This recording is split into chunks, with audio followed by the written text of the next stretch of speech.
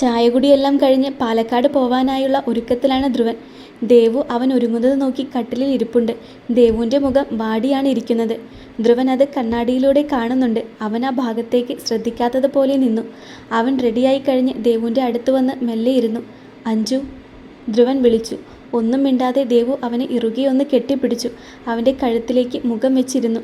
ധ്രുവ് ഒന്ന് ചിരിച്ചുകൊണ്ട് ദേവുവിൻ്റെ മുടിയിഴകൾ മാറ്റിയിട്ട് അവളുടെ കഴുത്തിൽ മുഖം വെച്ച് കെട്ടിപ്പിടിച്ചു. ദേവുവിൻ്റെ കണ്ണുകൾ നിറഞ്ഞൊഴുകി. ധ്രുവൻ്റെ കഴുത്ത് നനഞ്ഞു തുടങ്ങിയിരുന്നു. അഞ്ജു. ധ്രുവ് ദേവുവിൻ്റെ മുഖം കയ്യിലെടുത്ത് ഒന്ന് മെല്ലെ വിളിച്ചു. ശിവേട്ടാ. ദേവുവിൻ്റെ ശബ്ദമിടറി. എന്തിനാടി പൊട്ടി കരയുന്നത്? ധ്രുവ് ചോദിച്ചു. എന്നെ വിട്ടു പോവാണോ? ദേവു ചോദിച്ചു. എൻ്റെ അഞ്ജു, ഞാൻ പാലക്കാട് വരെ ഒന്ന് പോയി വരാം. എന്തിനാ ഇങ്ങനെ പറയണേ? ധ്രുവ് ചോദിച്ചു. ദേവു ഒന്നും മിണ്ടിയില്ല. അവൾ ധ്രുവനെ കെട്ടിപ്പിടിച്ച് അങ്ങനെയിരുന്നു. ധ്രുവൻ ദേവുവിനെ കട്ടിലിലേക്ക് കിടത്തി അവളുടെ ഒരു സൈഡിൽ കിടന്നു. ദേവുവിൻ്റെ മുഖത്തേക്ക് നോക്കി. എന്തിനാ അഞ്ജു നീ ഇങ്ങനെ വിഷമിക്കുന്നത്? ഞാൻ പെട്ടെന്ന് പോയി തിരിച്ചു വരും, ധ്രുവ് പറഞ്ഞു. ദേവു അവൻ്റെ കയ്യിലേക്ക് വിരൽ കോർത്ത് പിടിച്ച് അങ്ങനെ അവൻ്റെ മുഖത്തേക്ക് നോക്കി കിടന്നു. ധ്രുവ് ദേവുവിൻ്റെ നെറ്റിയിലൊന്ന് അമർത്തി ചുംബിച്ചിട്ട് അവളെ നോക്കി ഒന്ന് പുഞ്ചിരിച്ചു. ദേവു ധ്രുവൻ്റെ മുഖം കയ്യിലെടുത്തു. അവളുടെ നേരെ അടുപ്പിച്ചുകൊണ്ട് അവൻ്റെ നെറ്റിയിൽ ചുംബിച്ചു. ധ്രുവ് കണ്ണുകൾ അടച്ച് ആ മുത്തം സ്വീകരിച്ചു. ധ്രുവൻ ദേവുവിൻ്റെ കണ്ണിൽ അമർത്തി ചുംബിച്ചു. അവൻ്റെ ചുണ്ടുകൾ ദേവുവിൻ്റെ മുഖത്താകെ അലഞ്ഞുകൊണ്ടിരുന്നു. അവളുടെ പുരികത്തിലും ആ സിന്ദൂരപ്പൊട്ടിലും കുഞ്ഞു മൂക്കുത്തിയിലും അവൻ ചുണ്ടുകൾ ചേർത്തു. രണ്ടുപേരുടെ ഉള്ളിലും പ്രണയം പറയാതെ അറിയുന്ന നിമിഷമായിരുന്നു അത്. ധ്രുവൻ ദേവുവിൻ്റെ ചുണ്ടിലൊന്ന് അമർത്തി ചുംബിച്ചു. ഒരു നീണ്ട ചുംബനം. ദേവു അവൻ്റെ ചുണ്ട് തിരിച്ചും അതുപോലെ കടിച്ചു ഒന്ന് അമർത്തി പല്ലുകൊണ്ട് പിടിച്ചു വെച്ചു. പരസ്പരം നുണയാതെ ഒരു തലോടൽ പോലെയുള്ള ഒരു ചുംബനം. ധ്രുവൻ്റെ കൈ ദേവുവിൻ്റെ ഇടുപ്പിൽ അമർന്നു. അവളെ അവനിലേക്ക് ചേർത്തുകൊണ്ട് കിടന്നു. ധ്രുവൻ്റെ നെഞ്ചിലായി തലവിച്ച് അവൾ അങ്ങനെ കണ്ണുകൾ അടച്ചു കിടന്നുപോയി. കുറച്ചു സമയത്തിനുള്ളിൽ തന്നെ ദേവു നല്ലോണം ഒന്ന് വിയർത്തു പോയിരുന്നു. തൻ്റെ നെഞ്ചിൽ തലവെച്ച് കിടക്കുന്ന ദേവുവിൻ്റെ ഫോട്ടോ അവൾ അറിയാതെ എടുത്തു. എന്നിട്ട് ഫോൺ ഒരു സൈഡിലേക്ക് മാറ്റിക്കൊണ്ട് ധ്രുവ് ദേവുവിനെ കെട്ടിപ്പിടിച്ചു അങ്ങനെ കിടന്നു. ധ്രുവൻ്റെ മനസ്സിൽ സന്തോഷം അലതല്ലുകയായിരുന്നു. ആ കണ്ണുനീർ അവന് വേണ്ടിയുള്ളതാണല്ലോ എന്നോർത്ത്. അല്ലെങ്കിൽ നമുക്ക് വേണ്ടി കാത്തിരിക്കാനും കരയാനും ഒരാളുണ്ടാകുക എന്നത് ഭാഗ്യമാണ്. സ്റ്റാലിൻ ഡ്രസ്സ് മാറി കഴിഞ്ഞപ്പോഴേക്കും മീനു വന്ന് അവനെ പിന്നിൽ നിന്ന് കെട്ടിപ്പിടിച്ചിരുന്നു. സ്റ്റാലിൻ തിരിഞ്ഞു നിന്ന് അവളെ അവനോട് ചേർത്ത് പൊക്കിയെടുത്ത് അവിടെയുള്ള ടേബിളിൽ ഇരുത്തി. ഇച്ചേ. സ്റ്റാലിൻ്റെ പിൻകഴുത്തിലൂടെ വിരലോടിച്ചുകൊണ്ട് മീനു വിളിച്ചു. മീനൂട്ടി. സ്റ്റാലിൻ അവളെ കവിളിൽ കടിച്ചുകൊണ്ട് മെല്ലെ വിളിച്ചു. പാലക്കാട് ഇച്ച എന്തിനാ പോകുന്നേ? എന്നോട് പറയൂ, ഞാൻ ആരോടും പറയില്ല, മീനു പറഞ്ഞു. ഞാൻ അന്ന് പറഞ്ഞില്ലേ മീനു, നമ്മൾ എല്ലാവരും കൂടെ ഇവിടം വിട്ട് വേറെ വീട്ടിലേക്ക് പോകുമെന്ന്. അങ്ങനെ ഒരു വീട് റെഡിയായിട്ടുണ്ട്. അത് പാലക്കാടാണ്. അത് വാങ്ങാൻ പോവാ, സ്റ്റാലിൻ പറഞ്ഞു. ആണോ? ഞാനൊരു കാര്യം ചോദിക്കട്ടെ ഏച്ചേ? ശരിയായ ഉത്തരം പറയണം, മീനു പറഞ്ഞു. നീ ചോദിക്കുന്ന ചോദ്യം എനിക്കറിയാവുന്നതാണേ, ഞാൻ ശരിയായ ഉത്തരം പറയാം, സ്റ്റാലിൻ പറഞ്ഞു. ഇപ്പോൾ നിങ്ങൾ ഈ പോകുന്ന കാര്യം ഇവിടെ വേറെ ആരെയോടും പറഞ്ഞിട്ടുണ്ടോ? മീനു ചോദിച്ചു. ഏയ് ഇല്ലല്ലോ, ഇതൊരു സർപ്രൈസാണ്, ആരോടും പറയല്ലേ എന്നാ അവന്മാർ പറഞ്ഞത്, സ്റ്റാലിൻ പറഞ്ഞു. എന്നിട്ട് ഇച്ച എന്തിനാ ഞാൻ ചോദിച്ചപ്പോൾ ഇത് എന്നോട് പറഞ്ഞത്? മീനു ചോദിച്ചു. എൻ്റെ മീനു, നിനക്ക് ഞാൻ ഇവിടെ നിന്ന് പോവുകയാണെന്ന് പറഞ്ഞപ്പോൾ വിഷമമായോ? സ്റ്റാലിൻ ചോദിച്ചു. ആയിരുന്നു, പക്ഷേ വീടിൻ്റെ കാര്യത്തിനാണ് എന്നറിഞ്ഞപ്പോൾ പറഞ്ഞല്ലോ. ഇപ്പോൾ വിഷമമില്ല, മീനു പറഞ്ഞു. അതാണ്, വീടെടുക്കാൻ പോകുന്ന കാര്യം എന്നായാലും നീ അറിയേണ്ടതാണ്. അപ്പോൾ ഒരു സർപ്രൈസ് ഉണ്ടാകും. എങ്കിലും ആ കാര്യം നടക്കാൻ വേണ്ടി നിന്നെ വിഷമിപ്പിക്കാൻ ഇഷ്ടമല്ല. നോക്കു മീനു, സർപ്രൈസ് എന്ന് പറയുന്നത് ഒരു മറച്ചുവെക്കലാണ്. നമുക്ക് ഇഷ്ടപ്പെട്ട ആളെ സന്തോഷിപ്പിക്കാൻ വേണ്ടിയാ അങ്ങനെ ചെയ്യുന്നതെങ്കിലും മറച്ചുവെക്കലാണ്. എനിക്കങ്ങനെ നിന്നോട് മറച്ചു വയ്ക്കാൻ താല്പര്യമില്ല. എന്നിൽ നിന്നും മറച്ചു വെച്ചുകൊണ്ടുള്ള സർപ്രൈസ് ഒന്നും നീ പ്രതീക്ഷിക്കേണ്ട, സ്റ്റാലിൻ പറഞ്ഞു. മീനു സ്റ്റാലിനെ കെട്ടിപ്പിടിച്ചുകൊണ്ട് അവൻ്റെ ചുണ്ടിൽ അമർത്തി ചുംബിച്ചുകൊണ്ടിരുന്നു. എനിക്കും അത് തന്നെയാ ഇഷ്ടം. ഒരിക്കലും ഒന്നിൻ്റെ പേരിലും ഇച്ചയോട് ഒന്നും ഞാൻ മറച്ചു വെക്കില്ല, മീനു സ്റ്റാലിൻ്റെ കവളിൽ അമർത്തി ചുംബിച്ചുകൊണ്ട് ഒരു ചിരിയോടെ പറഞ്ഞു. അതാണ്, നീ എപ്പോഴും ഹാപ്പി ആയിരിക്കണം മീനു, കാരണം നീയാണ് എൻ്റെ സന്തോഷം, സ്റ്റാലിൻ പറഞ്ഞു. മീനു അവൻ്റെ നെറ്റിയിൽ അമർത്തി ചുംബിച്ചുകൊണ്ട് ഇറുകി കെട്ടിപ്പിടിച്ചു. സ്റ്റാലിൻ ഒന്നുകൂടെ മീനുവിലേക്ക് ചേർന്ന് നിന്നുകൊണ്ട് മീനുവിൻ്റെ കഴുത്തിൽ അമർത്തി കടിച്ചു. ഇച്ചേ, മീനു പിടഞ്ഞുകൊണ്ട് വിളിച്ചു. സ്റ്റാലിൻ അവൻ കടിച്ച ഭാഗത്ത് നാവുകൊണ്ട് മെല്ലെയൊന്ന് തലോടി വിട്ടു. മീനു സ്റ്റാലിനെ അവളുടെ നെഞ്ചിലേക്ക് ചേർത്ത് പിടിച്ചുകൊണ്ട് അങ്ങനെയിരുന്നു. ആകാശ് കുളിച്ചിറങ്ങി വരുമ്പോൾ വേദ അവനിടാനുള്ള ഡ്രസ്സ് റെഡിയാക്കി വെക്കുകയായിരുന്നു. ആകാശ് ഒരു നിമിഷം അവളെ ഒന്ന് നോക്കി നിന്നിട്ട് അവളുടെ പിന്നിലൂടെ മെല്ലെ മെല്ലെ ചെന്നു. വേദയുടെ അടുത്തെത്തിയതും വേദയെ അവൻ അങ്ങ് പൊക്കിയെടുത്തു. അവളുടെ കയ്യിലുണ്ടായിരുന്ന ഡ്രസ്സ് താഴെ വീണുപോയി. വേദയുടെ ഞെട്ടൽ മാറുന്നതിന് മുന്നേ ആകാശ് അവളെ കട്ടിലിലേക്ക് കിടത്തി. വേദ എഴുന്നേൽക്കാൻ നോക്കും മുന്നേ തന്നെ അവൻ അവളുടെ മേലെയായി കിടന്നിരുന്നു. ആകാശേട്ടാ, എന്താ ഈ കാണിക്കുന്നത്? മാറിക്കേ, ഒരു സ്ഥലത്തേക്ക് പോവേണ്ടതല്ലേ? വേദ പറഞ്ഞു. ആകാശ് വേദയുടെ 2 കൈയും ഇരു സൈഡിലേക്ക് പൂട്ടി പിടിച്ചുകൊണ്ട് അവളുടെ കവിളിൽ അമർത്തി കടിച്ചു. അതിനെന്താ വേദക്കുട്ടി?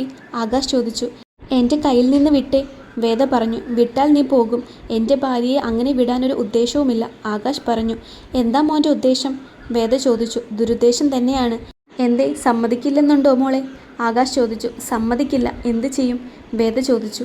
കടപ്പുറം ഇളകും, കുത്തിപ്പിടിച്ച് വേടിക്കും. കാണണോ വേദമോൾക്ക്? ആകാശ് ചോദിച്ചു. വേണ്ട, വേദ പറഞ്ഞു.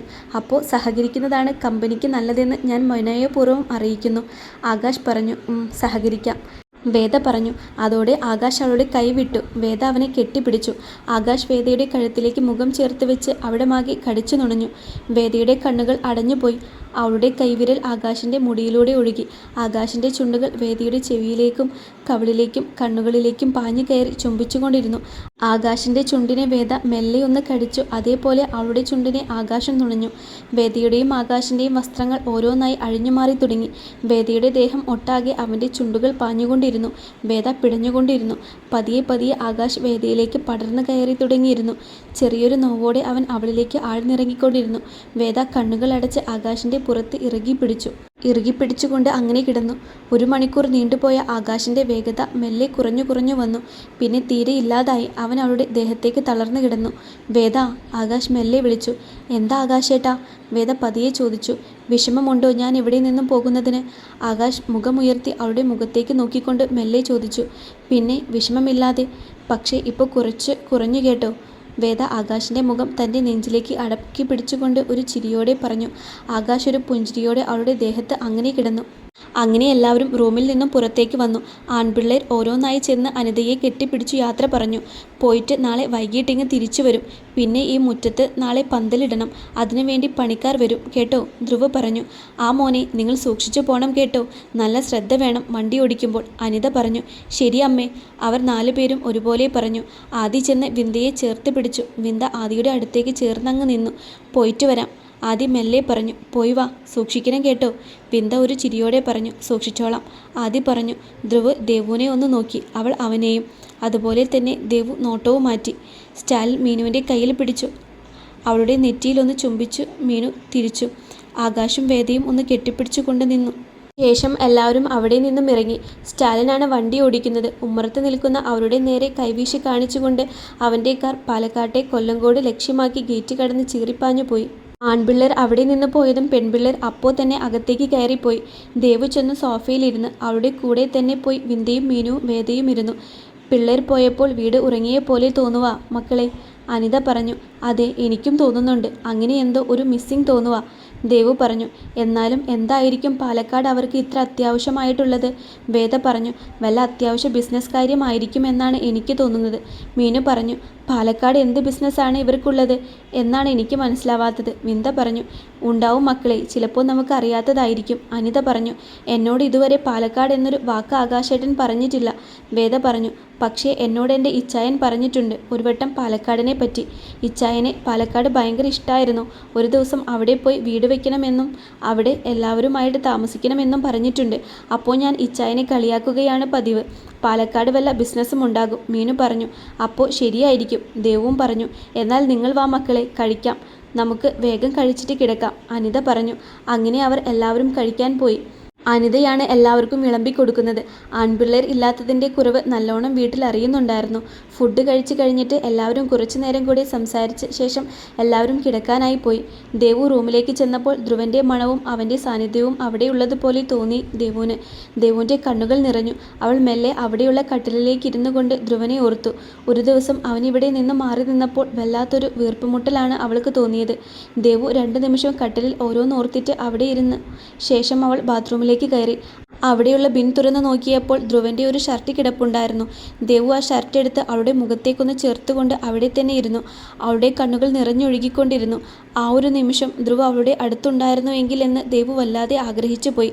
അതല്ലെങ്കിലും ഇങ്ങനെയാണ്, അകന്നു പോകുമ്പോഴാണ് നമുക്ക് അതിൻ്റെ വില മനസ്സിലാകുന്നത്. ധ്രുവൻ്റെ കൂടെയുള്ള ഓരോ നിമിഷവും അവൾ അപ്പോൾ വല്ലാതെ മിസ് ചെയ്യുന്നുണ്ടായിരുന്നു. കാറിലിരുന്നു കൊണ്ട് സ്റ്റാലിന് അയച്ചു കൊടുത്ത ആ രാജശേഖരൻ്റെ ഫയൽ നോക്കുകയായിരുന്നു ധ്രുവ്. അവൻ്റെ കൂടെ ആദിയുമുണ്ട്. ആകാശും സ്റ്റാലിനും കൂടെ മുൻവശത്തെ സീറ്റിലാണ് ഇരിക്കുന്നത്.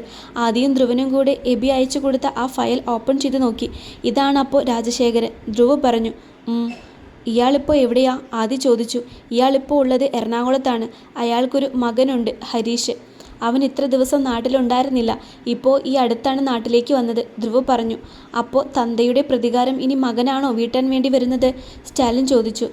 ഏതവൻ വാണേലും പച്ചയ്ക്ക് കത്തിക്കണം ധ്രുവ, ആ പഞ്ഞ മക്കളെ, ആദി പറഞ്ഞു. അത് ഉറപ്പാണ്, ധ്രുവൻ പറഞ്ഞു. സ്റ്റാലിൻ ലാപ്ടോപ്പ് അടച്ചു വെച്ച് കാറിൽ ചാരി മെല്ലെ കിടന്ന് കണ്ണുകൾ അടച്ചു. അവൻ്റെ മനസ്സിലേക്ക് മീനുവാണ് വന്നത്. അവളുടെ നിറഞ്ഞ കണ്ണുകൾ ഓർക്കും തോറും അവന് വല്ലാത്ത ഒരു വീർപ്പുമുട്ടൽ തോന്നിയിരുന്നു. ധ്രുവ, ആദ്യം മെല്ലെ അവനെ തട്ടി വിളിച്ചു. ധ്രുവൻ വിളി കേട്ടു. നിനക്ക് ദേവുവിനെ മിസ് ചെയ്യുന്നുണ്ട് അല്ലേ? ആദ്യം ഒന്ന് ചിരിയോടെ ചോദിച്ചു. അതെങ്ങനെ നിനക്കറിയാം? ധ്രുവ് ചോദിച്ചു. അത് പിന്നെ നിന്റെ ഈ മുഖം കണ്ടാൽ അറിഞ്ഞുകൂടെ ദേവു ഇന്ന് കരഞ്ഞോ? ആദി ചോദിച്ചു. ചെറുതായിട്ട്, ധ്രുവൻ പറഞ്ഞു. തോന്നി. അവൾ പാവമാണടാ. നിന്നെന്ന് പറഞ്ഞാൽ ഒടുക്കത്തെ ഇഷ്ടമാണ്, സ്റ്റാലിൻ പറഞ്ഞു. അതെ, അത് ശരിയാണ്, ആദിയും പറഞ്ഞു. അവൾക്ക് മാത്രമല്ല എനിക്കും അവളെയും ഇഷ്ടമാണ്. പക്ഷേ എന്നെ സ്നേഹിക്കുന്ന പോലെ എനിക്ക് തിരിച്ച് സ്നേഹിക്കാൻ പറ്റുമോ എന്നറിയില്ല. എന്നാലും എനിക്കിഷ്ടമാണ് അവളെ, ധ്രുവൻ പറഞ്ഞു.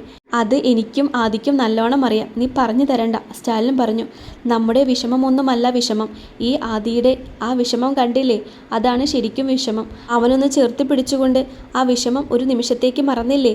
ആകാശ് ചോദിച്ചു. അതിനാദി ഒന്ന് പുഞ്ചിരിച്ചു. അല്ലെങ്കിലും ഒരുപാട് വാക്കുകളൊന്നും വേണ്ട, ചില ചേർത്ത് പിടിക്കൽ മതി ഒരാളോട് പലതും പറയാൻ. അങ്ങനെ അന്നത്തെ ദിവസം സ്റ്റാലിനും ആകാശും കാറ് മാറി ഓടിച്ച് പാലക്കാട് കൊല്ലങ്കോടെത്തി. അവിടെ ചെന്ന് ധ്രുവൻ വിശംബരനെ വീണ്ടും ഫോണിൽ വിളിച്ചു. അയാൾ ഫോൺ എടുത്തു. ഹലോ മോനെ, അയാൾ പറഞ്ഞു. ആ സാർ, ഞങ്ങൾ കൊല്ലങ്കോട് കവലയിൽ നിൽക്കുന്നു. നിങ്ങൾ എവിടെയാണ്? ധ്രുവ് ചോദിച്ചു. മോനെ, അവിടേക്ക് എൻ്റെ മകൾ വരുന്നുണ്ട്. അവൾ നിങ്ങൾക്ക് വഴി പറഞ്ഞു തരും, അയാൾ പറഞ്ഞു. ശരി സാർ എന്ന് പറഞ്ഞ് ധ്രുവ് ഫോൺ വെച്ചു. എന്തുവാ അയാൾ പറയുന്നേ? സ്റ്റാലിൻ ചോദിച്ചു. ആളുടെ മോൾ ഇപ്പോൾ ഇങ്ങു വരും. ആ കുട്ടി നമുക്ക് വഴി പറഞ്ഞു തരുമെന്ന്, ധ്രുവ് പറഞ്ഞു. അതിന് ആ കൊച്ച് നമ്മളെ എങ്ങനെ അറിയുമെന്നടാ? അത് ചോദിച്ചോ നീ? ആകാശ് ചോദിച്ചു. അതും ശരിയാണല്ലോ, ആദി പറഞ്ഞു. എടാ, ഇവിടെ ഉള്ളവരെ നോക്ക്, എല്ലാവരും സാധാരണ വേഷത്തിലുള്ളവരാണ്. നമ്മളെ കണ്ടാൽ അറിയാം ഇവിടെ ഉള്ളവരല്ല എന്ന്. അങ്ങനെയായിരിക്കും ആ കുട്ടി നമ്മളെ മനസ്സിലാക്കുന്നത്, ധ്രുവ് പറഞ്ഞു. അതും ശരിയാണല്ലേ, ആകാശ് സ്റ്റാലിനോട് പറഞ്ഞു. ശരിയാണെന്ന് ഇപ്പോഴാണോ തോന്നിയേ? അതാണ് നമ്മളെ കണ്ടുപിടിക്കാനുള്ള വഴി, സ്റ്റാലിൻ പറഞ്ഞു. ധ്രുവനും ആദിയും സ്റ്റാലിനും ആകാശും അവിടെ ചുറ്റുമൊന്ന് നോക്കി. എല്ലാം സാധാരണക്കാരായ മനുഷ്യന്മാർ. എല്ലാവരും അവരവരുടെ തിരക്കിലാണ്. ആ കവലയുടെ ഇരു സൈഡിലുമായി കുറേ അധികം കുഞ്ഞു പെട്ടിക്കടകളുണ്ട്. ചായക്കട, റേഷൻ കട, തുണിക്കട, അങ്ങനെ ചെറിയതായ നിറയെ കടകൾ. നമുക്കോരോ ചായ കുടിച്ചാലോ? ആദി ചോദിച്ചു. ഞാനും അത് പറയാനിരിക്കുകയായിരുന്നു. നമുക്കൊരു ചായ കുടിച്ചുകൊണ്ട് ആ കൊച്ചിനെ വെയിറ്റ് ചെയ്യാം. പിന്നെ ഇവിടെയൊക്കെ ഒന്ന് പരിചയപ്പെടുകയുമാകാം. അങ്ങനെയുണ്ട്, സ്റ്റാലിൻ പറഞ്ഞു. വാ, ധ്രുവൻ പറഞ്ഞു. അതോടെ അവർ 4 പേരും ആ കുഞ്ഞു ചായക്കടയിലേക്ക് കയറി. നമ്മുടെ ചെക്കന്മാർക്ക് ഇത്തിരി ഉയരം കൂടുതലുള്ള കാരണം തല കുനിച്ചാണ് കയറേണ്ടി വന്നത്. ഇവിടെ ഇട്ടിരിക്കുന്ന ബെഞ്ചിലിരുന്നു കൊണ്ട് ധ്രുവ് 4 ചായ പറഞ്ഞു. ചായക്കടക്കാരൻ ആവി പറക്കുന്ന ചൂട് ചായ അവിടെ അവരുടെ മുന്നിൽ കൊണ്ട് വെച്ചിട്ട് അപരിചിത ഭാവത്തിൽ അവരെ 4 പേരെയും നോക്കി. ധ്രുവനും ആദിയും സ്റ്റാലിനും ആകാശും അയാളെ നോക്കി. നല്ല പോലെ ചിരിച്ചുവെങ്കിലും അയാൾക്ക് ആ സംശയം അങ്ങ് പോയില്ല. ദേവകിയുടെ മക്കളാണോ? അയാൾ ചോദിച്ചു. ഞങ്ങളോ? ധ്രുവൻ അങ്ങോട്ട് ചോദിച്ചു. ഇയാളില്ല, ഈ 3 പേര്. ആകാശിനെ മാറ്റിക്കൊണ്ട് ധ്രുവനോടും ആദിയോടും സ്റ്റാലിനോടും അയാൾ പറഞ്ഞു. ഏയ് അല്ല ചേട്ടാ, ഞങ്ങൾ ഇവിടെ ഒരു വീട് വാങ്ങാനായി വന്നതാ. ഇവിടെയുള്ള ഒരു വിശംബരനെ അറിയോ? പുള്ളിയുടെ വീട് വാങ്ങാൻ വേണ്ടി അങ്ങ് കോട്ടയത്ത് നിന്ന് വരുന്നതാണ്. പിന്നെ ഞങ്ങൾ 4 പേരും കൂട്ടുകാരാണ്, അല്ലാതെ ഒരു അമ്മയുടെയോ അച്ഛൻ്റെയോ മക്കളല്ല. ധ്രുവ് ഒരു പുഞ്ചിരിയോടെ കാര്യങ്ങൾ അയാൾക്ക് നല്ല പോലെ തെളിയിച്ച് പറഞ്ഞു കൊടുത്തു. ആ വിശംബരൻ്റെ അനിയത്തിയാണ് ദേവകി. അവളുടെ മക്കളെ പോലെ തോന്നി, അതാ ചോദിച്ചത്. അയാൾ അത് പറഞ്ഞുകൊണ്ട് അവിടെ നിന്നും പോയി. ധ്രുവനും ആദിയും സ്റ്റാലിനും ആകാശും മുഖത്തോട് മുഖം നോക്കി. ശേഷം ഒന്നും മനസ്സിലാവാതെ അവർ ആ ചായ ഊതി കുടിച്ചുകൊണ്ടിരുന്നു. ചേട്ടാ, ഈ വിശംബരൻ്റെ അനിയത്തിയായ ദേവകിയുടെ മക്കളെ ഇതുവരെ ചേട്ടൻ കണ്ടിട്ടില്ലേ? അല്ല, ഞങ്ങളെ നോക്കി അങ്ങനെ ചോദിച്ചതുകൊണ്ട് ഞാൻ ചോദിച്ചതാ, സ്റ്റാലിൻ ചോദിച്ചു.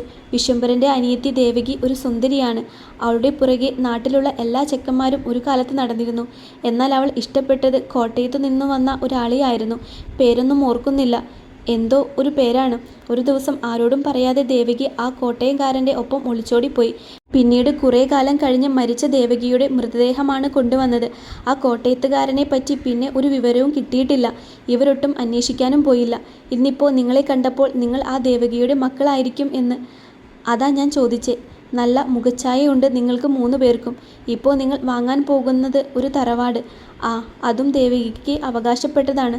അയാൾ പറഞ്ഞു നിർത്തി. വല്ലാത്തൊരു അവസ്ഥയിലൂടെയായിരുന്നു ധ്രുവനും സ്റ്റാലിനും ആദിയും അപ്പോൾ കടന്നുപോയത്.